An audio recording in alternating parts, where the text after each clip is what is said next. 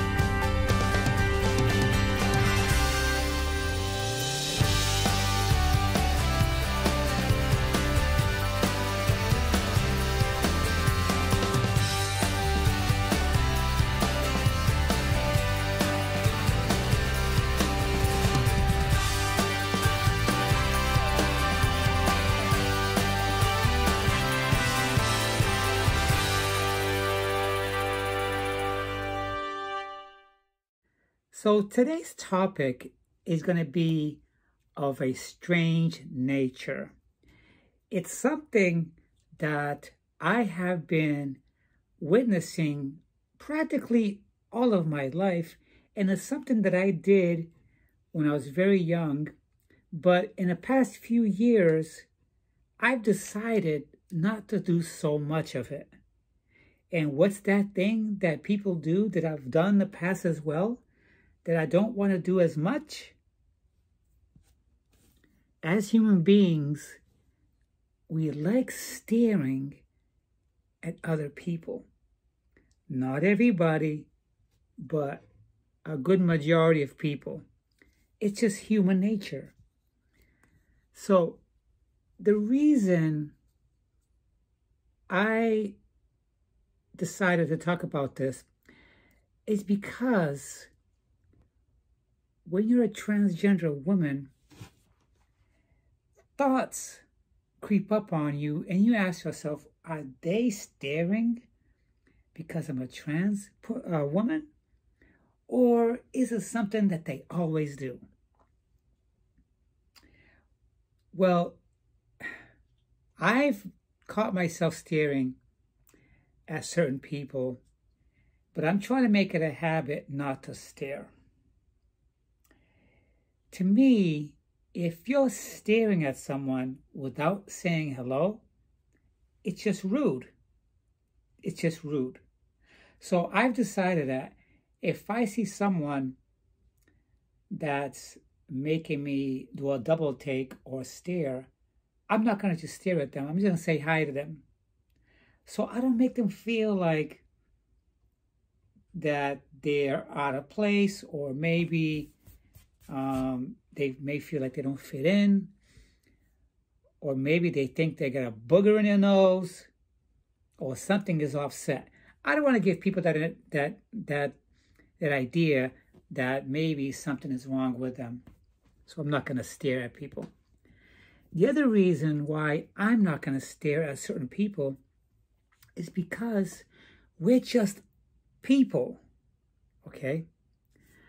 Men love to gawk at pretty girls or attractive women, okay? They may find a body part that they just can't help themselves staring. And I've caught men staring at women's asses or women's tops, or they could just think that the woman is just beautiful or pretty, you know, or maybe they liked their personality or something. I'm not going to hold back on my channel. I'm just going to use the terms that I feel comfortable with saying. I just said ass a little while ago. Should I say butt or buttocks? Butt is short for buttocks. But I'm just going to say straight out. Some men, most men, like staring at women's ass. Some men don't want to look like they're doing it, so they're not going to be obvious about it, you know. If they have respect for someone that they're with, like their wives or their girlfriends, they may not do it. But I can guarantee you, they'll sneak it in there. But anyways, often when I'm working and we hire new people, I can see that people, certain women, mostly, not men, women, they tend to stare at me quite a bit. And I'm inclined to make it known that they're staring at me, but I don't come out and ask them, why are you staring at me? If I catch somebody staring at them, I'll approach them or walk towards them, and as I'm doing that, I'll say, hi, how you doing? Like that, you know? So they can see that I'm not a prehistoric creature. I'm not someone that just crawled from underneath the rocks, because we don't know why they're staring. Maybe they just are. But I remember years ago when I was at a trans support group meeting, and I brought the subject up, and my therapist said, well, maybe they're just attractive to you, Stephanie. Whether it be women, whether it be men, a couple, or whatever, they just may find you attractive. They may not be staring at you because you're a trans person. Okay? And she said, and to tell you the truth, Stephanie, I find you very exotic looking. I don't know if I'm exotic looking. But anyway, this morning when I was at work, and I noticed that a new employee was staring at me for quite a long time. I didn't think nothing of it, but I did walk up to her, and as I'm walking up to her, I said, hi, how you doing? And she said, hi. But she had the weirdest look about her. The look that she had when she was staring at me was like I was from another planet, like E.T. And it was a weird stare, because quite frankly, I didn't find her attractive or appealing. I found her kind of bland or normal, regular person, you know. She was probably the same age as I, and a little bit on the heavy set. And yeah, so as I was walking up to her, I said, hi, how you doing today? And she said hi, you know. And she still kind of stared, but she didn't want to make it look obvious anymore because maybe she thought I said hello was because I caught her staring. The other part of staring that I want to talk about is if I see an attractive woman, I will never do a double take because I think it's rude. Okay? I think it's rude to stare at someone. And because to me, I've seen hundreds and thousands of attractive women, and I stared once and I didn't stare again. I didn't do a double take. I didn't twist my neck to see her as she walked by me. Because immediately I say to myself, well, why am I going to look at her for? I don't know who she is. I'm not going to stare. And I don't want other people to catch me staring. There's no reason to stare anyways. She's just another human being. If we lived 100 years old and we stared at everyone that walks by us, what are we looking for? They're walking upright like me. They're breathing. They have air in their lungs. They have 2 legs, 2 arms, 2 eyes, and a nose. What am I looking at? What am I seeing that beckons me to continue to stare at every single person? Do I have to do that? No. If I didn't stare, would that make me as not acknowledging another human being? If I go out shopping, or if I go out on a walk or a bike ride, sometimes people will do one quick look and say hello. Pretty normal, pretty standard, right? Not everybody you say hello to is going to say hello back. No. Some people may not want to acknowledge you by making eye contact. Maybe they have some kind of esteem or low self-esteem issue, right? I have to tell you something. A long time ago, when I had a stuttering problem, that impacted my self-esteem. It did, okay? Because I was afraid that every time I talk with someone, all right, I was going to get locked up in a phrase that I couldn't spit out because of my stuttering. And that went on for so many years. But immediately after I transitioned and I came out to my family and friends that I'm really a woman inside, my stuttering went away. It went away quickly. I would say that the week that I came out to my family, I did not stutter anymore. Is it possible that I stuttered because I was forcing myself to be someone or somebody that I wasn't? Yeah. That's a lot of pressure, trying to be somebody that you're not. It could trigger a speech problem, big time. People should think about that.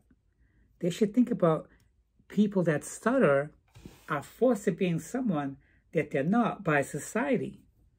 Yeah, and that impacts our self-esteem. There's a lot of celebrities that used to stutter. They don't anymore. I don't know what their reason was, but I can tell you with 100% certainty that my causes for stuttering was one that was deeply embedded, all right, in me, because I was trying to be somebody that I wasn't, okay? And that caused me to stutter because I didn't know how to behave as that person that society felt that I'm supposed to be because of what's in between, what was in between my legs. You know, I stuttered half my life, and for half of my life, my friends and my family used to make fun of me. You would think that they would catch it, that I don't stutter no more. Not one person ever said to me, you know, Stephanie, I just noticed something. For as long as I've known you, you always stuttered. You don't stutter anymore. What happened? Well, duh. This is what happened. That's why I stuttered. Because I felt like I was forced to be somebody that I wasn't. I didn't know how to be that person that my family and my friends and society believed I was supposed to be. That caused me a lot of stress, a lot of pressure. I was pretending to be something or someone that I wasn't. Okay? And I didn't know how to be that person. So it caused me to stutter. It caused a conflict. All right? With me, that was my solution. Okay? I needed to be true to myself so I don't feel any pressure on my shoulders to act a certain way, and that stress was gone. The weight was off my shoulders. So voila, I don't stutter no more. So those days when I stuttered and I had to leave the house, I did a lot of staring at people sometimes. And sometimes I don't want to make eye contact with people. Because if I get caught into a conversation when those days when I lived as the other person and I had this crazy stuttering problem that I couldn't even get a word out, I'd be caught. I'd be forced to talk. Then I'd be forced to be in someone that I wasn't. These days, or these past 20 years, I don't have to worry about that. I just come out and talk and say what I want to say and be who I want to be. And she's always sending me a picture of her dogs, like I said. And one day I said to her, Alexa, why do you always send me a picture of your dogs instead of a nice picture of you or a video of you? I've known her now for about a year, and one time she did say to me that she has self-esteem issues and she doesn't think that she's nice looking and she doesn't think she's pretty, and that's why she doesn't do that. And then she said that I don't take a lot of pictures of herself, she said. She's uncomfortable with that. But anyways, every time I talk to her, I always try to lift up her spirit and lift her up, because she is a nice person and she is very, very incredibly shy. And that's it, you know. But everybody has different reasons with why they're uncomfortable about doing something like being visible in public or sharing pictures. That's just how people are. But anyway, I hope you guys have a nice weekend, and I'll be talking to you guys very soon.